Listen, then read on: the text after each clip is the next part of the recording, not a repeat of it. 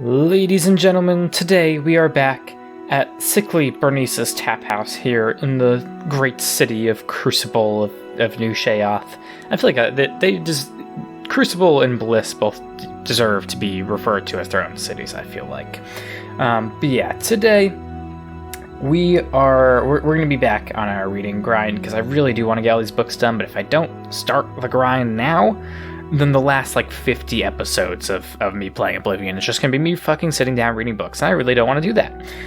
Not for the end. So I think I'm going to split it up every 3 episodes. So we'll have the first episode will be us reading, the second episode will be out exploring, third one we'll do a quest, and then we'll just cycle through that.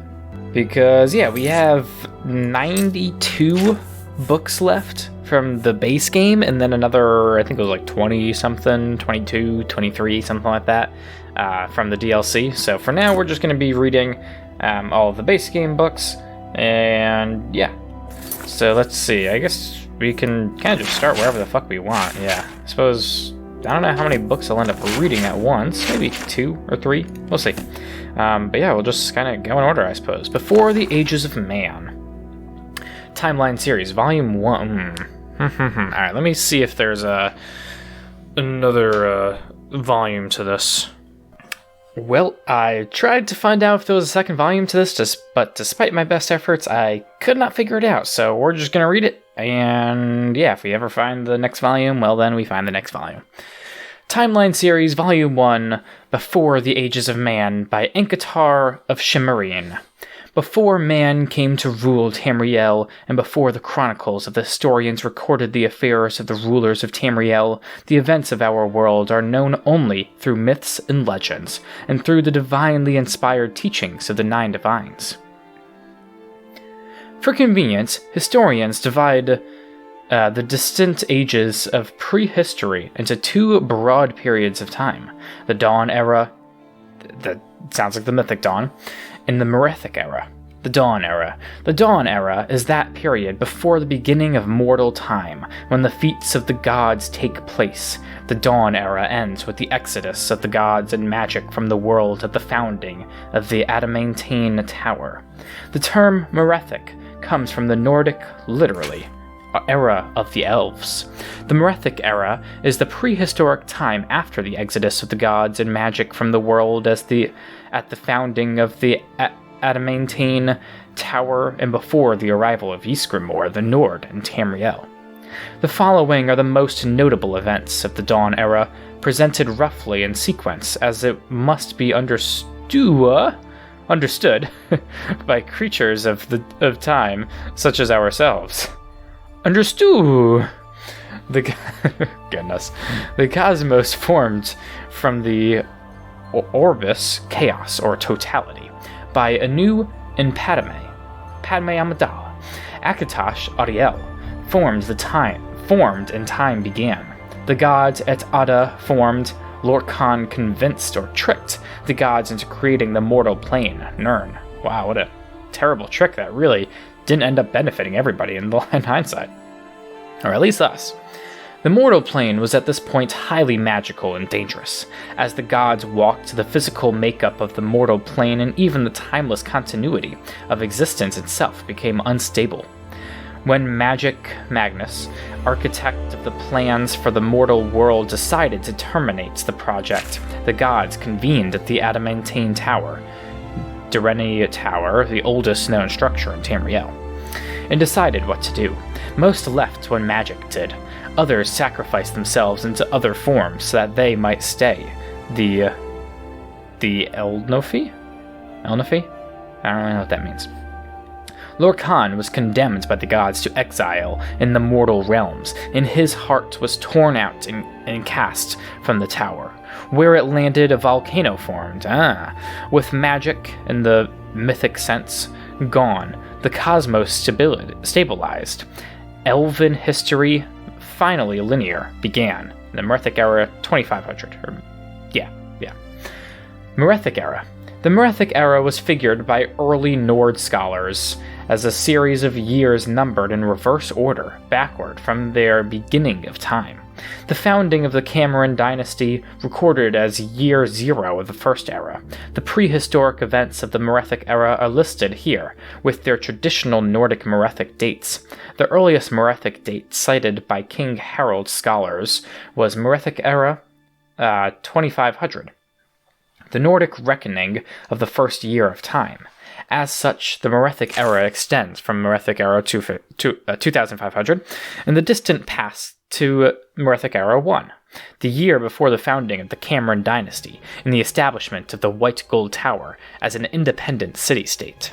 According to King Harold's bards, Merethic era 2500 was the date of construction of the adamantine tower, which doesn't sound true if it was just referenced in the Dawn era, but sure, on Baufiri Island in High Rock, the oldest known structure of Tamriel. This corresponds roughly to the earliest historical dates given in various unpublished Elvish chronicles. During the early Merethic era, the aboriginal beast peoples of Tamriel, the ancestors of the Khajiit, Argonian, Orcish, and other beast folk, lived in pre-literate communities throughout Tamriel. In the Middle Merethic era, the Aldmeri, mortals of elven origin, refugees left their doomed and now lost continent of Aldmeris, also known as Old Elnefe. Definitely butchered that. And settled in southwestern Tamriel. Wait, who is this? The Aldmeri. Oh, okay. And settled in southwestern Tamriel. The first colonies were distributed at wide intervals on islands along the entire coast of Tamriel. Later inland settlements were founded primarily in fertile lowlands in southwest and central Tamriel. Wherever the beast folk encountered the elves, the sophisticated, literate, technologically advanced Aldmeri cultures displaced the primitive beast folk into the jungles, marshes, mountains, and wastelands. The adamantine tower was rediscovered and captured by the Dureni. Oh, it was... okay. I thought they said it was built by the fucking... okay, whatever. A prominent and powerful Aldmeri clan. The Crystal Tower was built on Somerset Isle, and later, White Gold Tower in Cyrodiil. During the Middle Merethic era, Aldmeri explorers mapped the coast of Vardenfell, building the first era High Elven wizard towers at Ald Ridania, Balfell, Tel Run, and Tel Mora in Morrowind. It was also during this period that Iliad wild elven settlements flourished in the jungles surrounding White Gold Tower, present-day Cyrodiil. The jungles? Yeah, that's really changed. I think...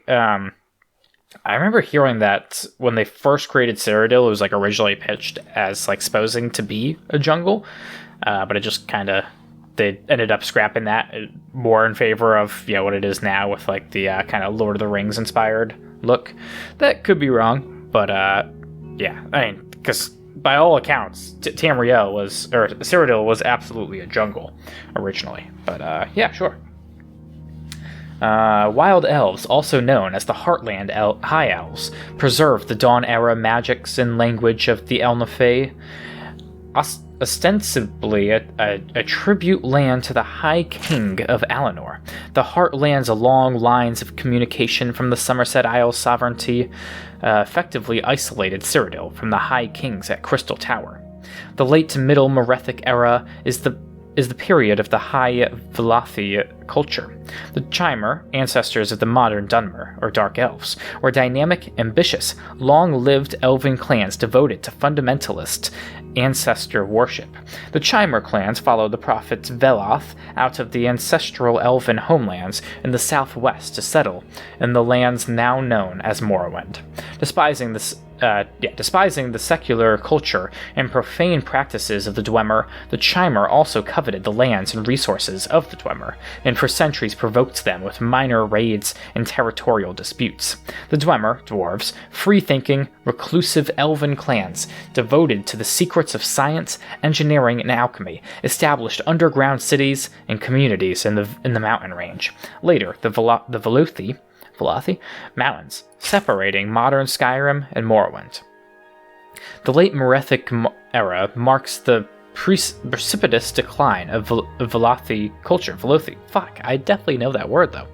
Some of Velothi settled in villages near declining and abandoned ancient Velothi. God, that's pissing me off. Towers. During this period, Velothi culture disappeared on Vardenfell Island. The earliest Dwemer freehold colonies date from this period. Degenerate Velothi devolved. Why do they keep saying it? Jeez, I feel like they didn't say any other word this much. Jeez.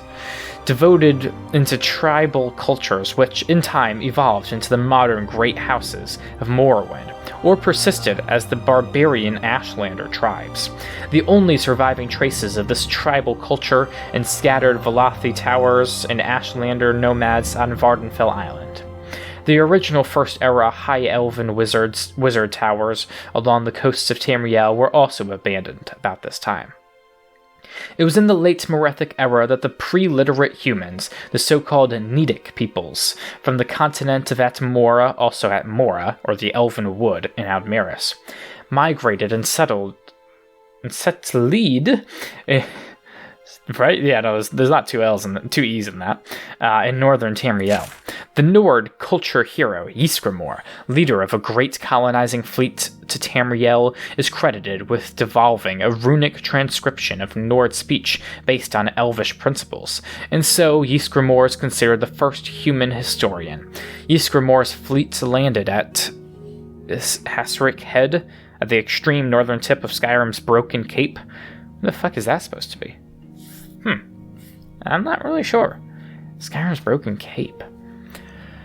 I feel like Solitude kind of makes a cape like that, or maybe like above Winterfell. I'm not entirely sure. I don't remember ever seeing a location like that, though. Maybe. The Nords built there the legendary city of Sarthal. Oh. Okay, yeah, so it's around Winterfell then. Huh, okay. The elves drove the men away during the Night of Tears, but Ysgramor soon returned with his 500 companions. Also during the late Merethic era, the legendary immortal hero, warrior, sorcerer, and king variously known as Pelinal Whitestrake, Harold Harry Breeks, Ysmir, Hans the Fox, etc. Really? Pelinal Whitestrake had that many different nicknames? Jesus. Wandered Tamriel, gathering armies, conquering lands, ruling, then abandoning his kingdoms to wander again. And that was before the Ages of Man, even though it kind of included a little bit about the Ages of Man, not much. Alright, Beggar. So get a sip of water first. Beggar by Reven. Eslaf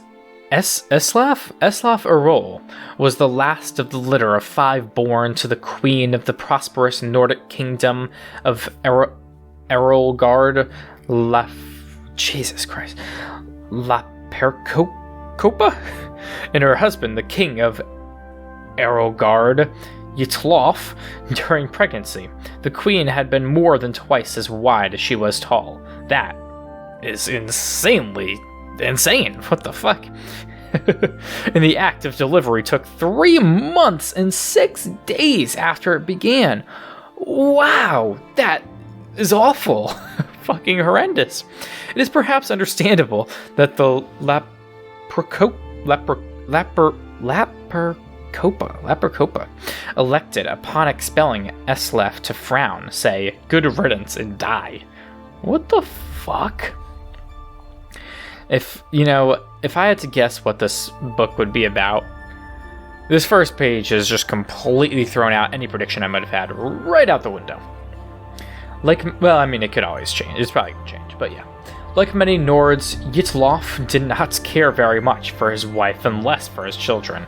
Yeah, how many fucking children did she have, though? Unless if that was just one really fucking grown-ass adult in her. His subjects were puzzled, therefore, when he announced that he would follow the ancient tradition of his people of Atmora of following his beloved spouse to the grave. They had not thought they were particularly in love, nor were they aware that such a tradition existed. Still, the simple people were grateful, for the little royal drama alleviated their boredom, which was and is a common problem in the more obscure parts of northern Skyrim, particularly in wintertide. Yeah, sure, I guess this is probably an older book. He gathered his household staff and his 5 fat, bawling little heirs in front of him. 5 kids, that sucks. Imagine taking 3.5, like, over 3 months to deliver 5 kids. Oh. And divided his estate. To his son, why do you name your children like this? What the fuck? Do they all have different they all start with different letters, I think. Yeah. To his son Y, he gave his title. To his son L, he gave his land. To his son S, he gave his fortune. To his daughter L, difference, he gave his army. Yutilof's advisors had suggested to keep the inheritance together for the good of the kingdom, but Yutilof did not particularly care for his advisors, or the kingdom for that matter. Upon making his announcement, he drew his dagger across his throat. What the fuck is wrong with you, bro? Yeah, I'm gonna divide the whole kingdom and then just fucking kill myself and from my grave watch everything go to fucking hell. That's nice. One of the nurses, who was rather shy, finally decided to speak as the king's life ebbed away. Your Highness, you forgot your 5th child, little Eslaf. Good Yutilof groaned. It is somewhat hard to concentrate with blood gushing from one's throat after all. The king tried in vain to think of something to bequeath, but there was nothing left. Wow, that really fucking sucks. Finally, he sputtered irritably. Eslaf should have taken something then, and died. Oof. Oof. That was a babe, but a few days old. Alright. That a babe, but a few days old, was expected to demand his rightful inheritance was arguably unfair. Yeah, pretty unfair. But as Eslaf Errol was given his birthright with his father's dying breath, he would have nothing but what he had taken. So nothing. Okay. Since no one else would have him, the shy nurse, whose name was Druspa, took the baby home. It was a decrepit little shack, and over the years that followed, it became more and more decrepit. Unable to find work, Druspa sold all of her furnishings to buy food for little Eslaf. By the time he was old enough to walk and talk, she had sold the walls and the roof as well, so they had nothing but a floor. How is that even possible? To call home. And if you've ever been to Skyrim, you can appreciate that is scarcely sufficient. Yeah, definitely not. Druspa did not tell Eslaf the story of his birth, or that his brothers and sisters were leading quite nice lives with their inheritances, for, as we have said, she was rather shy, and found it difficult to broach the subject. She was so painfully shy, Jesus Christ, I mean, come on. In fact, that whenever he asked any questions about where he came from, Druspa would run away. You just run away from your child? Yeah, okay. Your pseudo-child? Yeah, sure. That was more or less her answer to everything, to flee. In order to communicate with her at all, Eslaf learned how to run almost as soon as he could walk. He couldn't keep up with his adopted mother at first, but in time he learned to go toe-heel if he anticipated a short but fast sprint, and heel-toe if it seemed Druspa was headed for a long-distance marathon flight. He never did get all the answers he needed from her, but Eslaf did learn how to run. Interesting. Well, I guess this is probably a skill book for athletics, huh? Fucking stupid, whatever. The kingdom of Erelgard had, in the years that Eslaf was growing, become quite a grim place. King Y did not have a treasury, for S had been given that. He did not have any property for income, for L had been given that. He did not have an army to protect the people, for the other L had been given that. Furthermore, as he was but a child, all decisions in the kingdom went through Y's rather corrupt council. It had become a bureaucratic, exploitive land of high taxes, rampant crime, and regular incursions from neighboring kingdoms. Not a particularly unusual situation for a kingdom of Tamriel, but an unpleasant one nonetheless. Is this like based off of a true story? I can't tell. The time finally came when the tax collector arrived to Druspa's hovel, such as it was, to collect the only thing he could, the floor. Rather than protest, the poor shy maid ran away, and Eslaf never saw her again. Wow, what a terrible... Why of all the people to adopt, why did she do that? I thought she was being a really nice person in doing that. Nah, she kind of just fucking dicked the kid over, huh? Like my adopted son tries to talk to me and I just run away. What the fuck? Without a home or a mother, Eslaf did not know what to do. He had grown accustomed to the cold, open air in Druspa's shack, but he was hungry. "May I have a piece of meat?" he asked the butcher down the street. "I'm very hungry."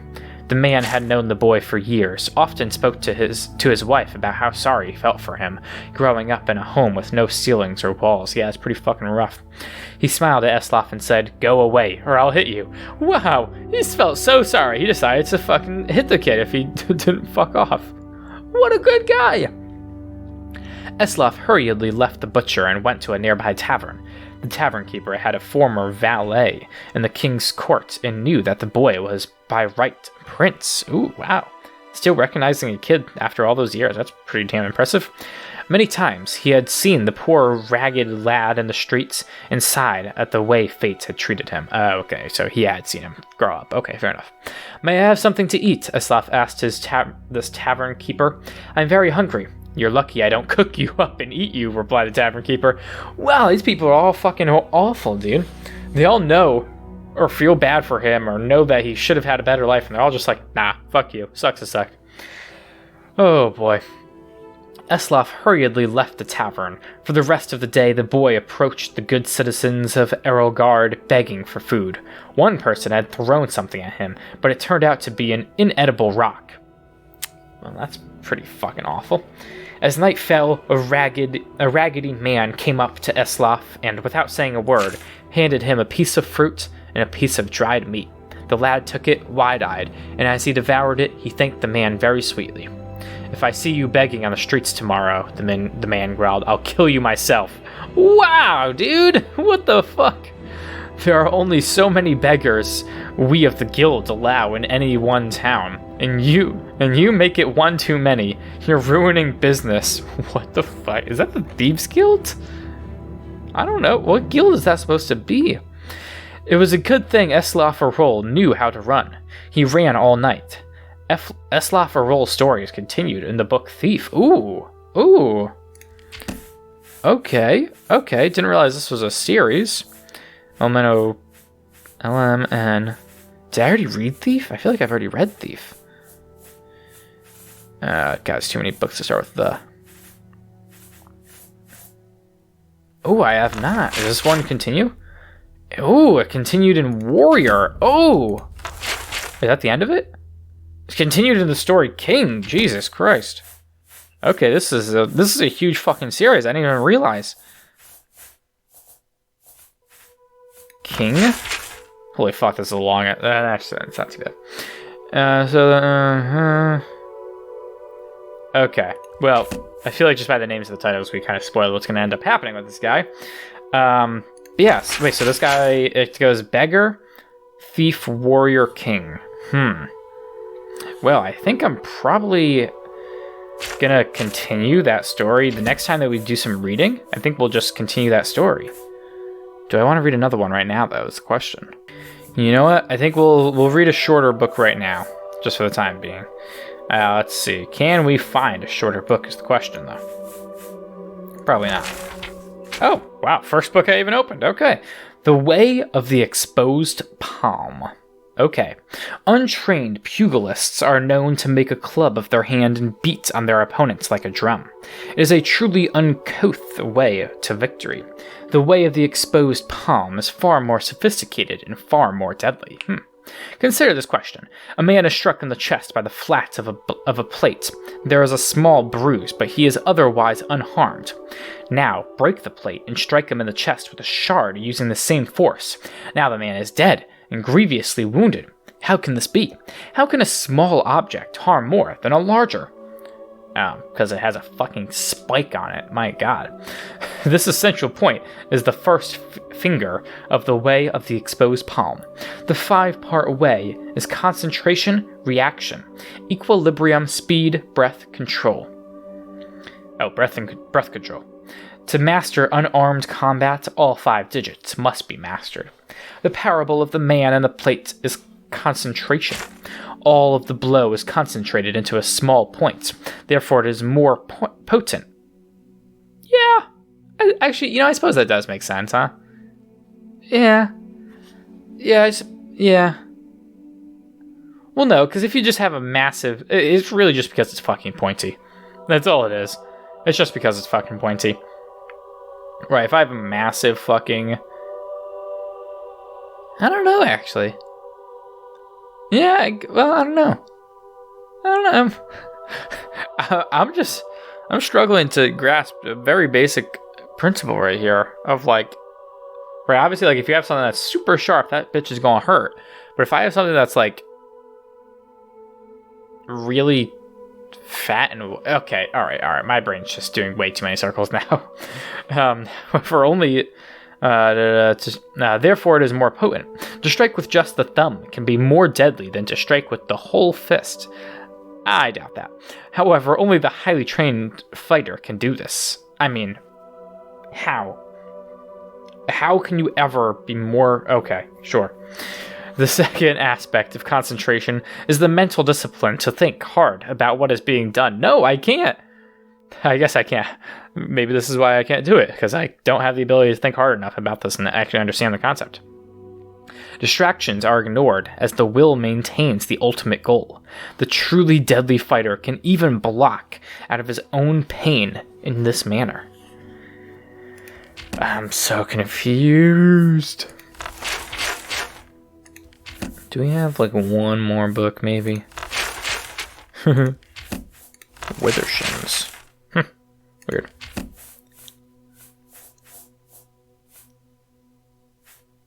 Have I not read the Waters of Oblivion? Oh, maybe I haven't. Okay, I guess we can also read this. Waters of Oblivion. 120 numbered ages in the void that fated folk had grown deep-schooled in evil. Then the bright gods resolved to punish those faithless spirits and shatter the unruly caitiffs. Those huge, unholy scathers, loathsome to the light, they repented exceedingly that they had gazed upon oblivion, and seen they are the first of dark kin, and welcomed them as brothers and sisters. Okay. The principalities of victory. Oh, the principalities. Every time I hear the word principalities, I always think of Mankar Cameron fucking talking to us while in paradise. The principalities of victory beheld how great was the wickedness of the wayward spirits, and so that they were bold in sin and full of wiles. They resolved then to chasten the tribes of Daedra, and smite dark kind with hammer in hand. But ever shall darkness contest the light, and great were the powers that breathed the void and laid waste upon one another, and no oath might bind them, so deep were they in envy and perfidy. For once the portals are opened, who shall shut them upon the rising tide? Ooh, and that sounds like a hint for this game, even though we've already fucking done all that shit a long time ago now. Well, that was 4 books down for the day. I mean, 2 of them were extraordinarily short, and the other 2 were, 15 pages, give or take? And yeah, so now we're down from, 92 books from the base game, plus another 22 from the Shivering Isles. So what is that? That is 94, 114 books. Yeah. 114 books we had. We now have 110 books remaining. Hello. Hello. How's it going, Sickly? Again. Talk to me while you can. I don't think I've got too long.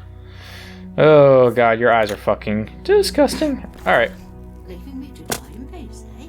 Yeah, you know it. You know it. Well, yeah, that's gonna do it for this video. I think the next video... I think I might actually do the quest next.